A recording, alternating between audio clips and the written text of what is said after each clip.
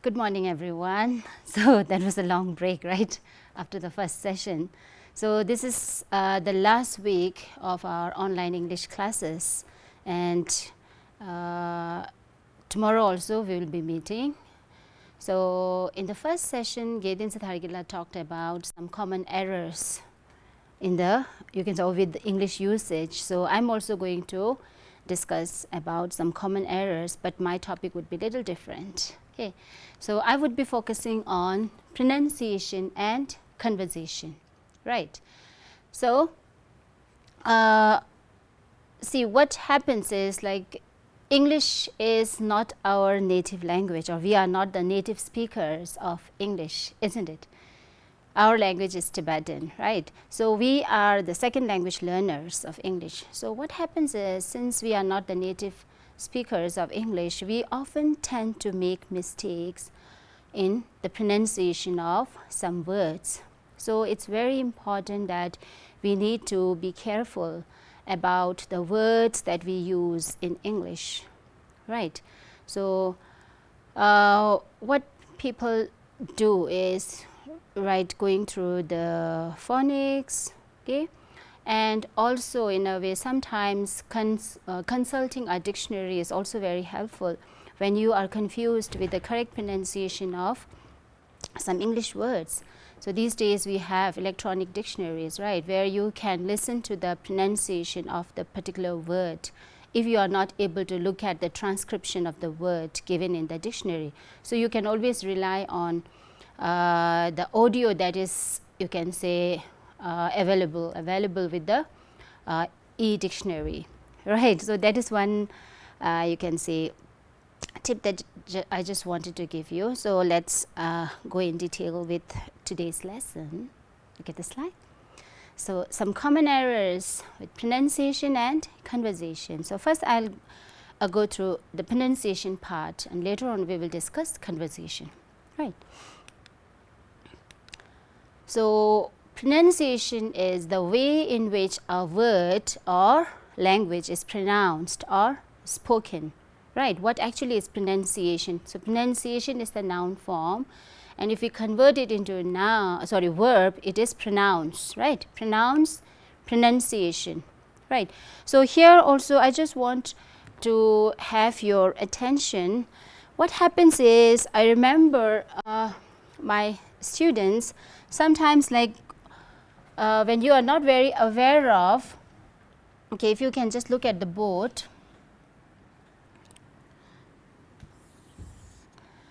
So what happens is, sometimes, like, you know the word pronounce, right? You know the word pronounce. So what happens is, in order to convert this into noun, students sometimes make this mistake by writing the noun form like pronunciation, which is wrong. Okay. So when you convert this verb into noun, so you remember we talked about suffixes and prefixes, right? When we learned about affixes, so we talked about prefixes and suffixes. So the suffix I see here, this is added here. But then what you need to remember is the spelling changes when the word pronounce is converted into its noun form, right? So it's not pronunciation but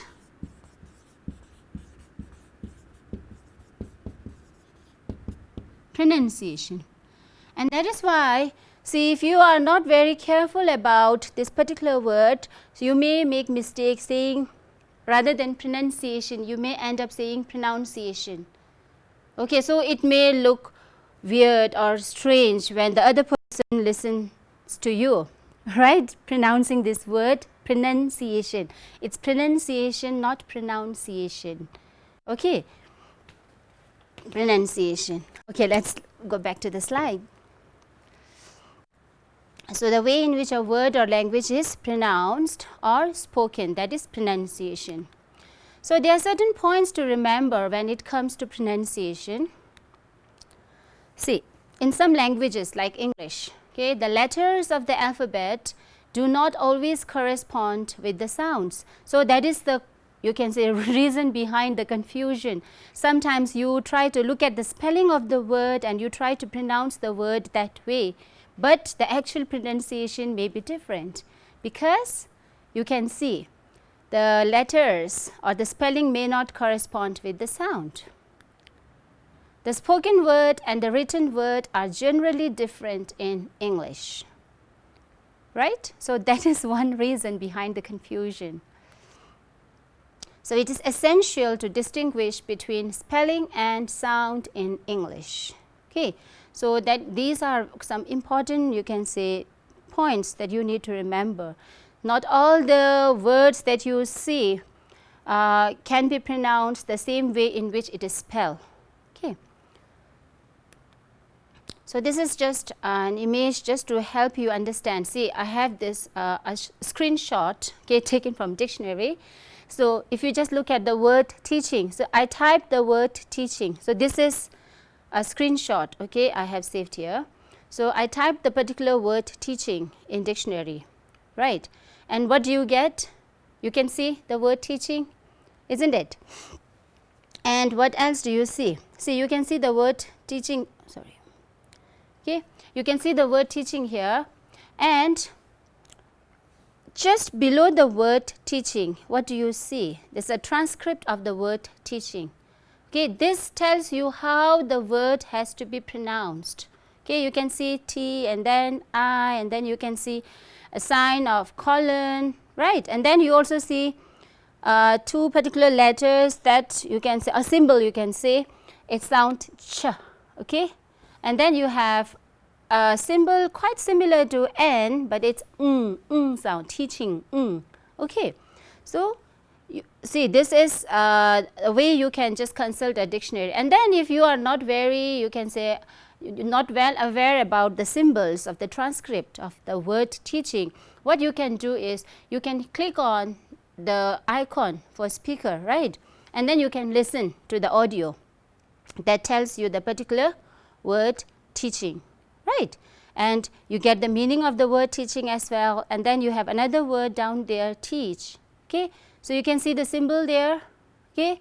That is the transcription of the word teach, right? And then you can click on the icon, okay, or the sign for the speaker, right? So that you get the correct pronunciation, okay, the audio of the word. So this is a very handy way, a very, you can say, easy way to learn, okay. So though it's very important you know about the phonetics, okay, the different sounds of vowels and consonants, okay, but sometimes you can also rely on this so that you get the correct pronunciation, right. So this another, you can say, image just to help you understand, because you may have referred to so many, you can say, you may have referred to dictionary so many times. Okay. So the dictionary may be a hard book you have in your hand, or you may have referred to some e-dictionary, that is electronic dictionary that is available in your smartphones or in your computer. So you often see like the symbols used, okay. So these are some of the vowel sound, okay. You can see the I with the colon here, as in double E, sheep, and then you have just single I, ship, double O here, good, good, right. So you can just look at the symbol, and then you have, so you all know, right, the difference between vowels and consonants, right. We have just 5 vowels and the rest are all consonants, right, in alphabet, in the 26 alphabet that you have in English. But then, though we have just 5 letters in the alphabet that are vowel, but the sounds of vowel are more than that, right, around 20, I think. So shoot, double O here. Again, see, the symbol tells you that the way good and shoot are to be pronounced are different, right. Then you have, if you look at the next row, you have the sound, sorry, the letter E. You look at the slide, bed, right.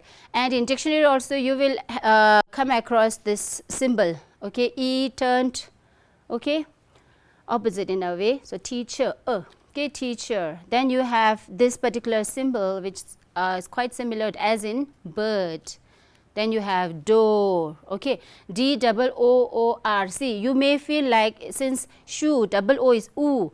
So, if you are not aware of the transcript, you may end up saying door, which is wrong, okay. So, how the word is to be pronounced is in a way indicated by the transcript or the symbol, okay, the phonetic symbols. Door, then you have cat, okay, cat is a short vowel sound, okay. Then you have up, okay, this particular symbol is shown when you have to pronounce a particular word with this short vowel sound up, okay, cup, similar to up, cup, rub, okay. Then you have this far, far, okay, and on.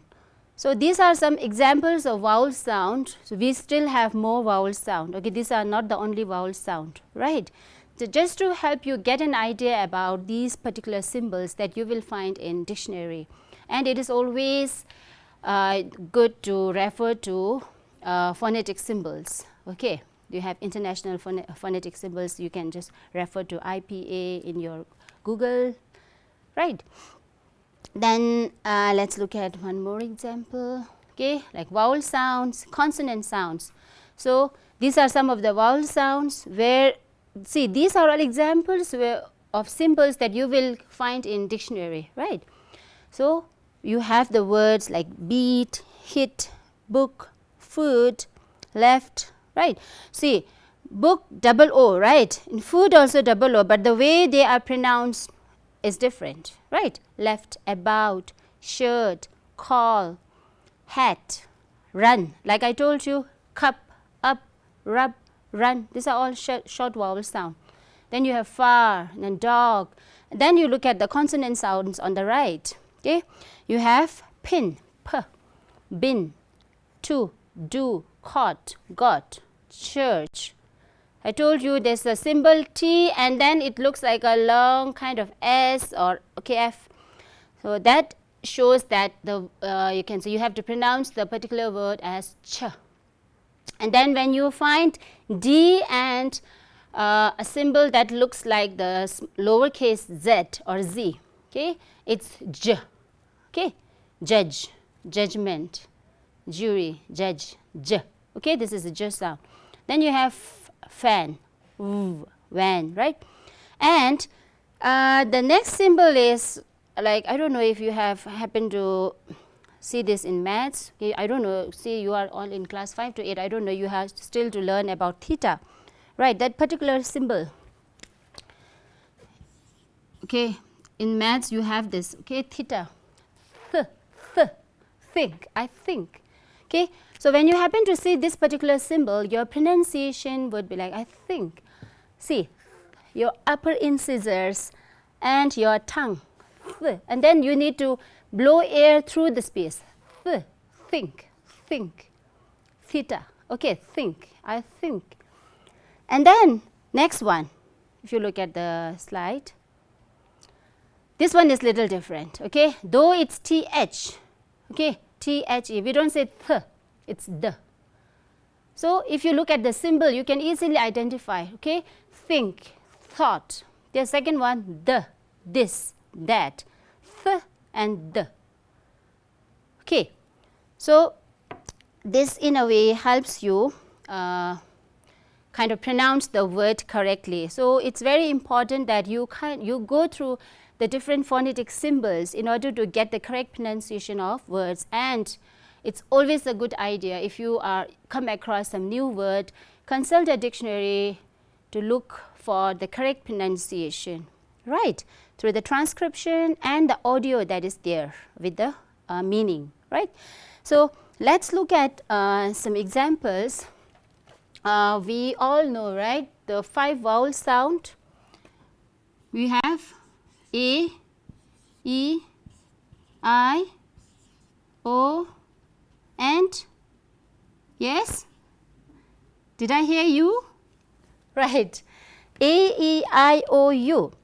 So, just to help you, just to give you one formula to find out or differentiate short vowel sound and long vowel sound. See, if we have the word M-A-D, mad, right, mad. So this is a short vowel sound, okay. So usually you find the symbol, okay, to just to differentiate, okay. This is the vowel, right, mad.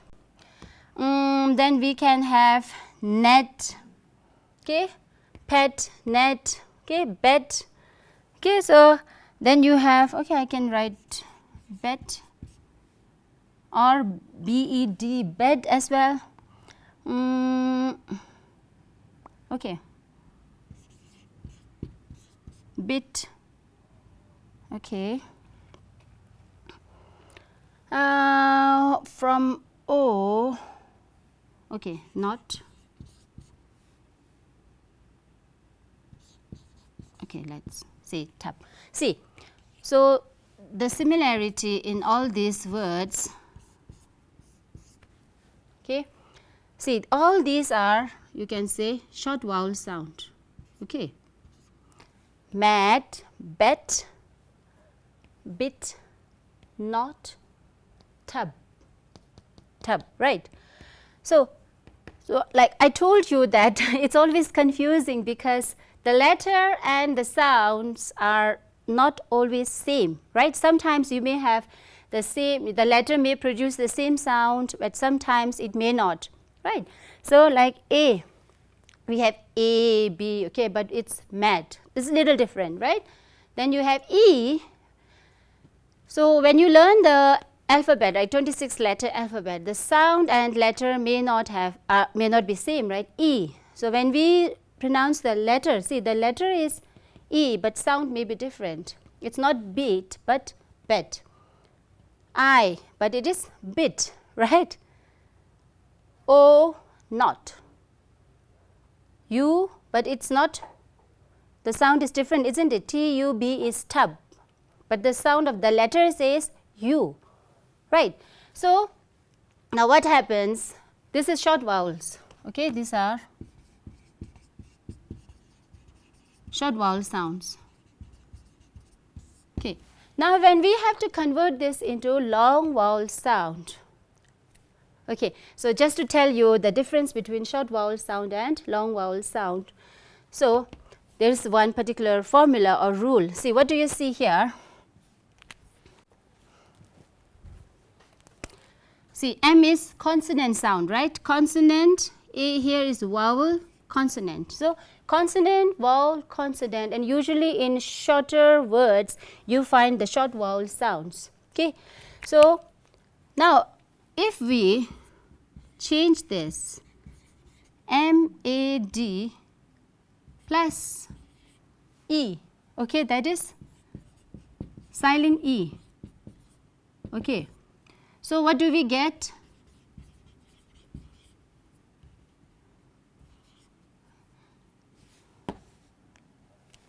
Is the pronunciation same as mad? Yes?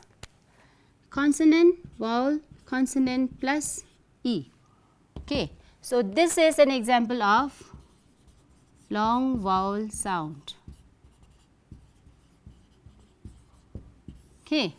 Made. See, what you need to remember is the long vowel sounds often produce the same sound as the letter, okay. Long vowel sounds often produce, or always produce, you can say, the same sound as the letter. A, made, A, made. Or if we take this example, see B-I-T, okay, B-I-T-E. If I add the silent E, okay, see, consonant, vowel, consonant plus silent E, okay, that is the silent E. So what do we get now? Bit, and now the word changes into bite, bite. So what do you notice? I, same sound as the letter, isn't it? Bite. So usually for long vowel sound, okay, the symbols you can just to identify short vowel sound and long vowel sound. Bit, bite. The E is silent, so we don't have to pronounce this. But then the presence of E changes the pronunciation of the word, right? Bit, bite. So do you see the similarity? I, isn't it? I, bite. Or you can say here, N-O-T. If we add E, what do we get? The pronunciation is not not, but note. So, consonant, vowel, consonant plus silent E, and so we get the long vowel, and which is similar to the sound produced by the letter O, note, isn't it? O, note. Then you have here U, but in the short vowel, see, T-U-B, consonant, vowel, consonant is tub, right? Now, if we have to add E here, what happened? Tube, isn't it? Tube. Consonant, vowel, consonant plus silent E. So, what do you get? Long vowel sound U, which is similar to the letter. It's U, isn't it? U, tube. U, tube. Did you get this? So, this is one formula to identify short vowel sound and long vowel sound, and to remember that the letter and the sound may not correspond often, right? And that is why you have, you can say, the confusion in the correct pronunciation, right? So, what I want you to do is, you can just Google and then find out, look at the international phonetic symbols and try to go through what symbols produce which sound. Okay, so that would be really helpful. Clear? Okay, so look at the next slide. So, common errors with pronunciation. Okay, so the first word, see, we often hear people saying or pronouncing this word as bury, because they look at the the letter U, right? B-U-R-Y, they say bury, which is wrong. Okay, the correct pronunciation is berry, not bury. Okay, I repeat, bury. And so the noun form, or you can say the verb is bury, and then you have burial, burial place, right? So, it's not bury, but bury. Okay, I hope you will keep that in mind. Then you have this word which is very frequently used, isn't it? So, bury may not be a very common word, but the second word is very frequently used, and I often hear students and even sometimes elders say this word or pronounce this word as development. It's not development, it's development. Okay, if you just look at me, development. Okay, V. Okay, I would request Chatubla to focus on me. Right, V. If you just look at, see, my upper incisors. So, you know, this is upper incisor. Okay, so when you pronounce this word, your upper incisor touches your lower lip. Okay, div, v, not diva, w. It's not w sound, but v, v. Okay, development, development, not development or development. It's development, v. Okay, so you try to produce this by touching your upper incisors to the lower lip, development. Right, okay, so look at the next word.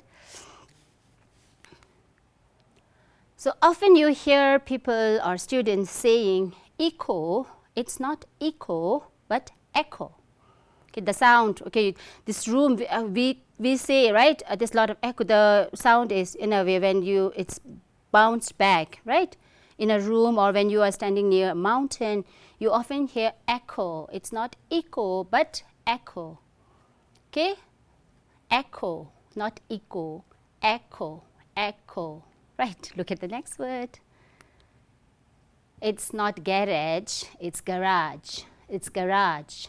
Okay, garage, where you keep your cars or bikes. Okay, so this is called garage, garage, not garage, not garage, or it's garage. Look at the next word. So P-E-A-S-A-N-T, often you try to pronounce it the way it is spelled, right? You know the word P-E-A-P, right? So how you pronounce it, like it's peasant. Okay, it's not peasant, but peasant, peasant. Okay, P-E-A-S-A-N-T, peasant. So you know, I have been pronouncing this word as peasant. Even after I passed out school, even after I was in college, I was not aware of the correct pronunciation of this particular word. I used to keep saying peasant. So what happened is, when I was teaching class 10, okay, this is a confession I'm making, right? So when I was teaching class 10 English, there's a particular poem in the textbook, okay, CBSE textbook, Night of the Scorpion, right? So before I go to the class, I look at all the words to correct my pronunciation so that I can help my students. So on one such occasion, I happened to go through this word. Otherwise, I have been thinking that I have been pronouncing the word correctly. So I found that I was wrong. It was not peasant, but peasant. So the moment I learned the correct pronunciation of this word, I told my students. So it's in Ponta, right, where I was teaching earlier. So I told my students the correct pronunciation is not peasant, but peasant. So this is how you keep learning, right? Even these days, we often come across so many words that we might have been pronouncing wrong so far, and so we correct the pronunciation, right? So it's not peasant, but peasant. That's why I wanted to share with you, right? Correct pronunciation is peasant, peasant, right? Okay. So this is one of my favorite words when it comes to pronunciation. I keep telling my students, it's not recognize. Often you find or you hear people saying recognize, recognize. It's not recognize, it's recognize, okay, recognize, right? I repeat, recognize and not recognize. Recognize is wrong pronunciation or incorrect pronunciation. It's recognize, right? Recognize. Or you can use S or Z, right? Z or Z, right? Recognize. Next one, again one of my favorite. My former students might be remembering these words, right? I keep stressing. So many years back, I used to stress on these words in class. It's not restaurant, it's restaurant, restaurant, okay? Not restaurant, but restaurant. So the American and British pronunciation may be a little different if you just consult a dictionary later on and then look at the American pronunciation as well as the British pronunciation. You will find there's a little difference, okay? So I'm using one of the pronunciation, restaurant, not restaurant, restaurant. You may find in one, you can say the accent, in one of the accent you may find that restaurant kind of stress, not too much, right? But I prefer using restaurant, okay? So both are in a way correct, but not restaurant, okay? And this one, a word that we have in a way taken for granted, thinking that we have been correcting, you can say, we have been pronouncing the word correctly, okay? You often hear students or even people saying strength. Have you heard? Oh, how do you pronounce this particular word? Tell me. Do you pronounce it as strength? Let me tell you, it's strength, not strength. Strength, sound, not strength. Strength, if you say strength, what you will find is your upper incisor touching your tongue, right? But sound, you don't find the upper incisor touching your tongue. Strength, strength, not strength. Ng, sound, okay? Like you have okay, strength, not strength. I repeat, strength, strength, strengthen. Okay, the next word. After strength, you have length, same, okay, it's not length, okay. A lengthy discussion we hear people saying lengthy, it's not lengthy, length, length, like strength, length, strength, length. I hope you got it clear, right? Length. Next. T-O-M-B. How to pronounce this? What did I hear? Are you saying tomb? Tomb? It's tomb. Tomb. B is silent. Tomb. Tomb, not tomb. You don't need to stress on the letter B or B sound, B sound. Okay, tomb. Right, tomb. In the same way, you have womb. Womb. You have stayed in your mother's womb for 9 months, right? Womb. So what you need to remember is tomb, womb Let me just tell you.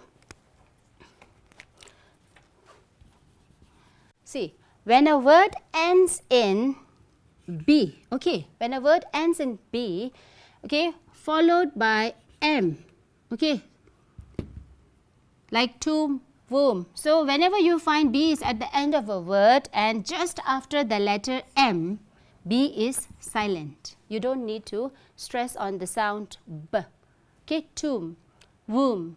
So, B is silent. Will you remember that? Whenever you find B at the end of a word just after M, please keep in mind B is silent. Okay, so tomb, womb, okay. Next. In the same way, this particular word, you hear grown-ups talking about, okay, you have some sort of problem in the tap, your tap water is not running, maybe there's leakage in your bathroom. So, you often call, you hear people saying plumber, isn't it? You hear people saying, I'm going to call the plumber, which is incorrect. Okay, the correct pronunciation is plumber, not plumber. B is silent here. Okay, plumber, plumber, not plumber. Plumber is incorrect pronunciation. The correct pronunciation is plumber, plumber, right? Okay, next. Okay, so there are two words, okay, usually you find in class. I have been telling my students also, Q-U-I-E-T and Q-U-I-T-E, totally different in meaning as well as pronunciation. But sometimes students are confused with the correct pronunciation of these two words.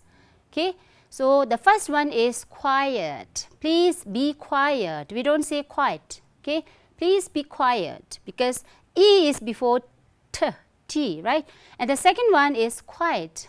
That's quite enough, right? Meaning is different. And what do you find? The pronunciation is also different. Quiet, quiet. Okay? Then, what is this? It's the name of a vegetable, right? You often find the green leafy vegetable, which is very good for your increasing your hemoglobin count in blood. It's a rich source of iron. Okay, and this is not spinach but spinach, spinach. Okay, though you will find A, N-A-C-H, but the correct pronunciation is spinach. Okay, next. So, this is something common with younger kids, younger students, right, grade 3, 4, 5. So, when you have just started learning English, you are often confused with the correct way of pronouncing verbs that end with ed, okay, the past tense ending, the regular verbs, okay, where the past tense is, for the past tense, we need to add ed, right. So, this is something I found during my visits to different schools. The younger kids often get confused, okay. So, what happens is they keep on adding an extra syllable when actually there is no need. Okay, so let's look at. So, when a verb ends in the sound t or d. Okay, so what you need to remember is verbs ending with ed, okay, can be pronounced in three different ways, right? The first one here, when a verb ends in the sound t or d, okay, ed is pronounced as id. So, here we need to make an extra syllable, right? We need to add an extra syllable, t. See, look at the word sound. I am talking about sound, right? T and d sound. Example, decide. See, the final letter is E, but E is silent here. So, the sound in which this word ends is d, decide. So, when we are writing the past tense of this particular word, we add ed, and the way we have to pronounce is decided, it, as if it's id, decided, decided. So, decide is a two-syllabic word, so it becomes three-syllabic word, right? Decide, decided, d sound, and the second one t sound, right? Visit, t, visit, visited, visited, right? Then, when a verb ends in a voiced sound other than d or t, so d and t is exception, are exception I should say. So, when a verb ends in a voiced sound, so when you feel a vibration in your throat, just look at me. See, voiced sound. So, whenever you are producing a word, you are trying to pronounce a word. So, what do you feel? If you see, if you just touch your fingers here on your throat, okay, if you feel a vibration, okay, if you feel a vibration when you pronounce the N sound, right? So that is a voiced sound, right? So if I say j, j, see, I'm producing the sound j, j. I feel the vibration here. You can try this. J, b, r. Okay, so in all the, you can say, sounds that I produce, I can feel the vibration here. So whenever you feel the vibration when a particular letter or sound is produced, that's a voiced sound. And you remember, vowel sounds are voiced sounds. Okay. So you need to identify voiced and unvoiced sound. Unvoiced sounds are, you don't feel the vibration here on your throat. Okay, you can just try that. Clear? Let's look at the slide. So ed is pronounced as d. So whenever you have the vibration, when a verb ends in a voiced sound, ed is pronounced as d. Okay. Call, I feel the vibration. So it's called, d, called. The past tense is amaze, z, I feel the vibration. Amazed, it's not amazed. See, young children often make mistake. They say amazed, which is wrong. Okay, it's amazed, d. Okay, amazed. Earn, I feel the vibration, right? So it's d sound, earned, earned. Then the third way is when a verb ends in an unvoiced consonant sound. Okay, so vowel sounds are always voiced sounds. Okay, so some consonant may be voiced or unvoiced. So unvoiced consonant sounds is when you don't feel any vibration in your throat. So the ed is to be pronounced as t instead of d. Okay, so ed is pronounced as t. Talk, k. Just say, try to say k, k.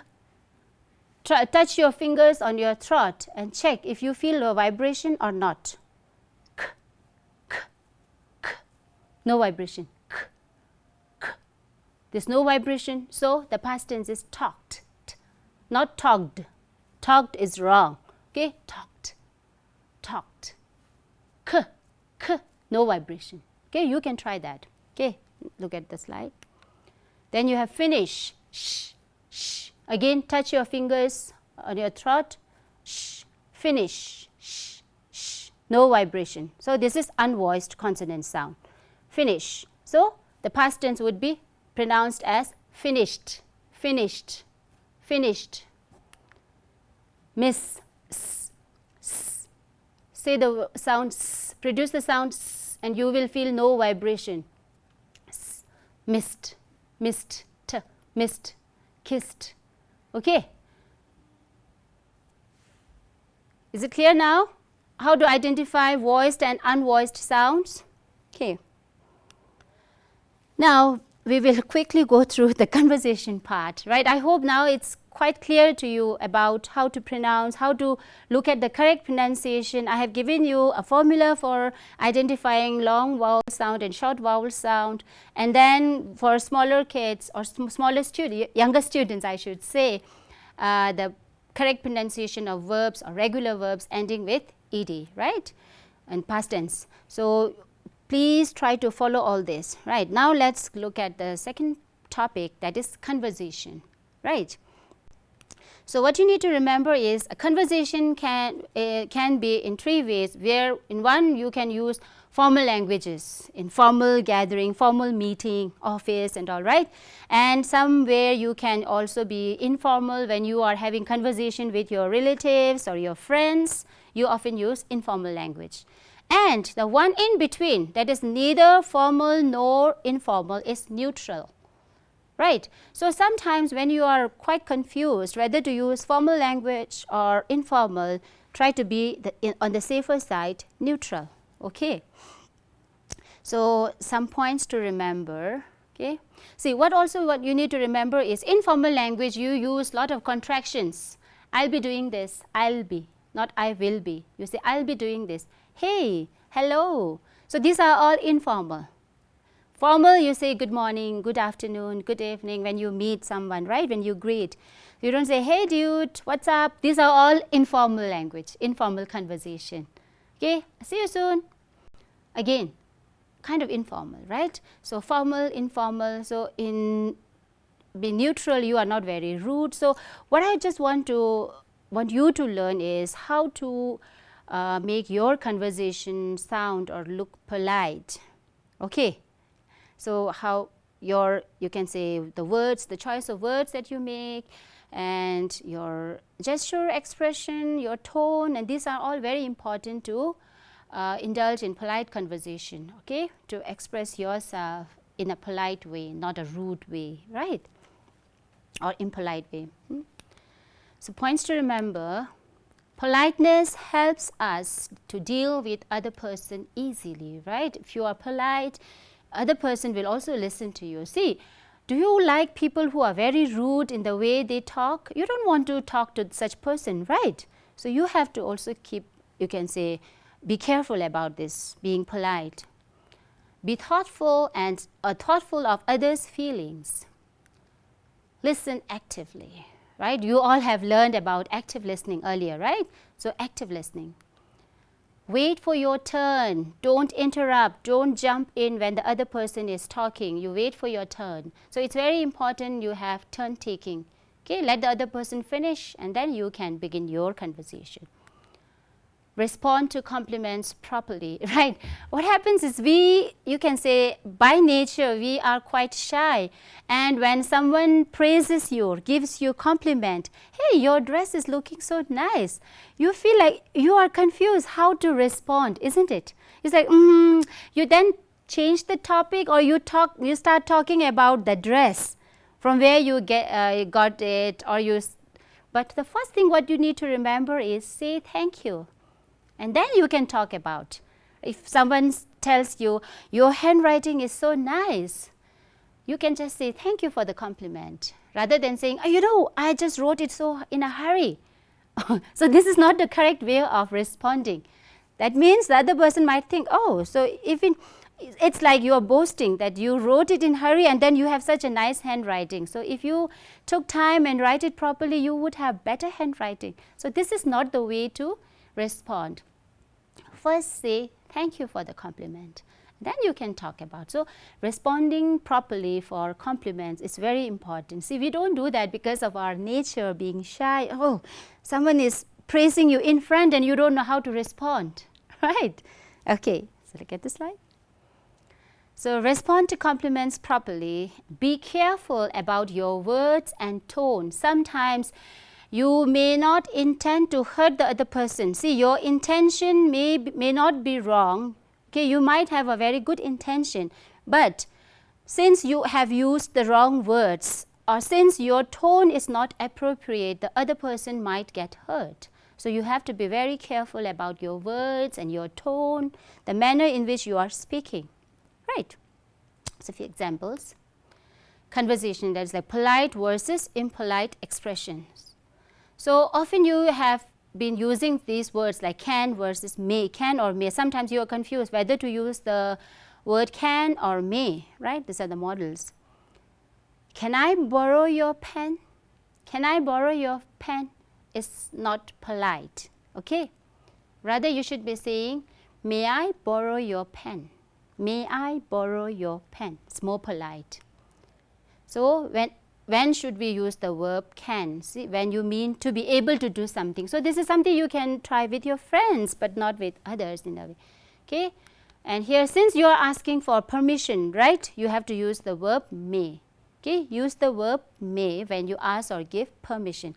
You may use it. Okay? If you are granting permission, of course you may use it. See, someone tells you, may I borrow your pen? Of course you may, right? Can versus could or would, which is more proper, more polite. Can you help me find the shop? Sometimes you lost your way, you need to find the right shop. So you find a stranger and then it's not polite, it's not a polite way to ask this way. Can you help me find the shop? No. The polite way is, if you don't mind, would you please help me find the shop? This is more polite. If you don't mind, would you please help me find the shop? Again, another example. Can you check the email? Not polite. Can you check the email? Yes, of course he or she can, right? But since you are making a request, when you are free, could you please check the email? When you are free, see, you are trying to understand the other person's position or situation as well. It's more polite, right? You are not giving order. So when you are free, could you please check the email? That is more polite expression. If you happen to see a stranger at your door, rather than saying, who are you? That's very rude, isn't it? So you happen to see a stranger at your door, so he might be there for some work, or you might be asking for something, right? But it's very impolite. It's not a polite way, gesture, saying, who are you? Okay. Rather, you should be saying, may or could. May I have your name? Or could I have your name? Could I ask you who you are? Or like that, okay? So in a polite way. May I have your name? Please, you can add. Sit down, please. See, you are saying please. Sometimes this happens in class when your teacher is frustrated. Okay, you keep shouting and say, sit down, please. See, though there is the word please, but it's not polite. It's kind of command, right? Sit down, please. So the polite way is, have a seat, please. Okay, why don't you have a seat, please? Right. Again, see, when your teacher tells you something in class and you didn't understand, you want your teacher to repeat that. So don't say, repeat that. That's very rude. Okay, that's impolite. Rather, you should be saying, could you repeat that, please? Could you repeat that, sir? Could you repeat that, ma'am? Okay, rather than saying, repeat that, please. Okay, could you repeat that, please? Can you open the door? Impolite. Would you mind opening the door? Would you mind opening the door? Rather than saying, can you open the door? So what I want you to do is always try to be polite in your manner, in your behavior, and expressions. So be careful about the words you choose when you are conversing with someone, when you are having conversation, or when you are talking, and your tone. Okay? So these all leaves a wrong impression or impact on the other person if you are not careful about your expression, your behavior, your tone, your manner in which you speak. So you have to be very careful about being polite in your conversation. And so after this, Gidin Thagila will be taking his second session of the day, and I'll see you after Gidin Thagila's session. So meanwhile, I want you to please try to look at, or you can say, think about all the things I told you in this session. Thank you.